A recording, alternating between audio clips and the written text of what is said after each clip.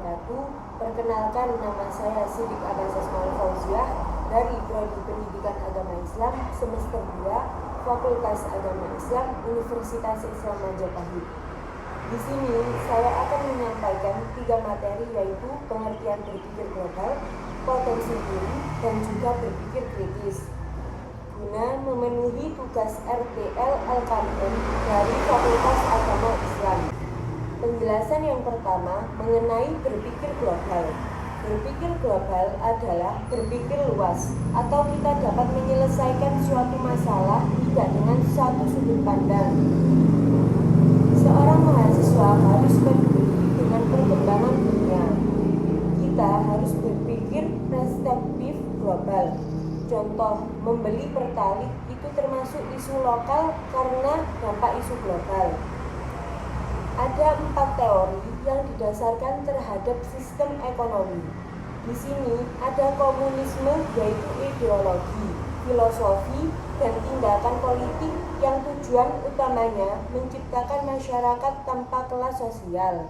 Sosialisme adalah pandangan hidup dan ajaran kemasyarakatan yang menguasai sarana-sarana produksi dan hasilnya dibagi sama rata. Kalau kapitalisme adalah sistem ekonomi yang memberikan kebebasan penuh terhadap individu atau sektor swasta untuk bisa berperan aktif dalam kegiatan ekonomi demi pendapatan dan keuntungan. Marxisme yaitu kepemilikan modal oleh negara. Individu tidak boleh menguasai. Selanjutnya, penjelasan mengenai potensi diri. Apa sih potensi diri itu? Potensi diri adalah kemampuan individu yang masih tersimpan dan belum digunakan dengan maksimal. Potensi diri dapat berkembang melalui bakat ataupun usaha belajar dan kerja keras, sehingga potensi dapat ditunjukkan melalui aksi. Kemampuan logika atau berhitung. Kemampuan ini dimiliki seseorang yang tertarik dengan angka. Individu tersebut biasanya mampu berpikir secara logis, memahami hubungan sebab akibat, dan suka mengolah data. Kemampuan bayang ruang. Potensi ini dapat membantu orang untuk lebih peka terhadap ruang spasial. Kemampuan olah tubuh. Potensi diri ini berhubungan dengan kegiatan fisik yang mendorong seseorang untuk mengoptimalkan gerakan tubuhnya. Kemampuan spiritual. Potensi diri ini berhubungan dengan kecerdasan terkait dengan keimanan dan akhlak mulia. Individu tersebut banyak menggunakan waktunya untuk merenung dan berusaha meningkatkan hubungannya dengan Tuhan. Pada dasarnya, terdapat banyak potensi diri yang sifatnya positif di dalam diri yang bisa terus dikembangkan.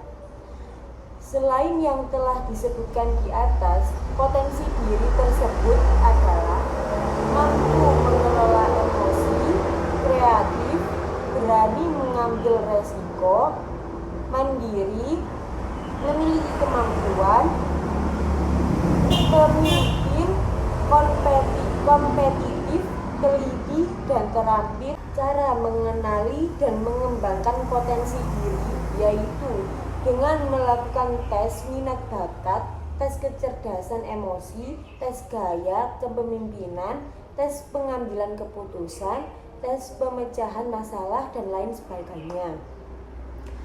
Atau dengan cara menemukan dan mencatat impian, sebab mengembangkan potensi diri yang ada dalam setiap orang dapat dilakukan berdasarkan impian yang paling dominan menguasai diri. Yang kedua, mengenali kesukaannya. Bisa jadi hobi ketika selama ini bisa mengembangkan potensi diri yang sudah lama terpendam.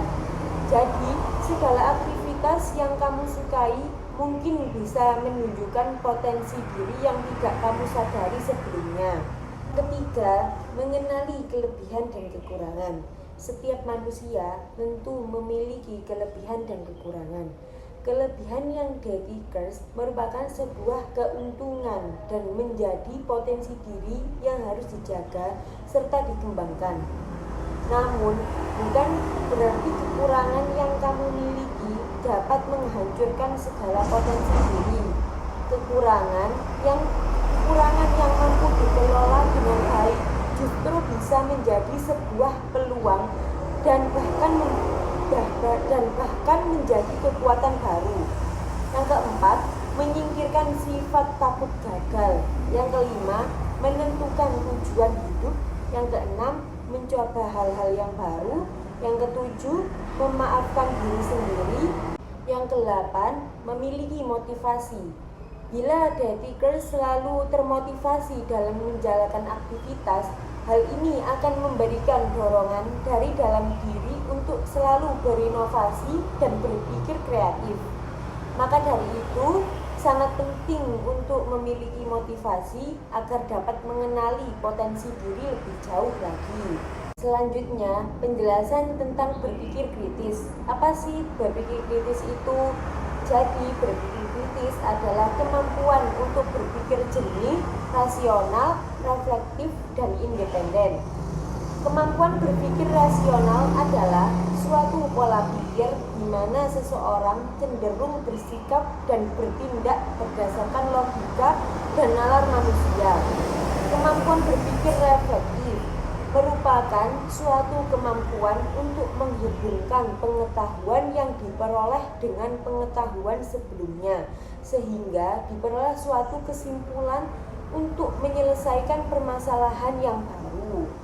Dan yang terakhir, independen, yaitu mempelajari hal-hal baru. Berpikir kritis menjadi dasar berpikir kreatif dan inovatif. Berpikir kritis itu sangat penting bagi mahasiswa. Filsafat adalah salah satu metode berpikir atau cara berpikir. Peradaban besar terjadi karena adanya cara berpikir filsafat. Syarat berpikir kritis yaitu tidak mudah menerima fakta, jangan menelan informasi mentah-mentah, ajukan pertanyaan yang mendasar, perbanyak baca buku, dan ada diskusi kecil-kecilan dengan teman. Seringkali kita terpengaruh pikiran negatif, tercipta imajinasi terpikir. Berpikir kritis berbeda dengan menghafal. Membaca buku juga harus mengkritis buku. Sekian penjelasan dari saya, kurang lebihnya mohon maaf. Wassalamualaikum warahmatullahi wabarakatuh.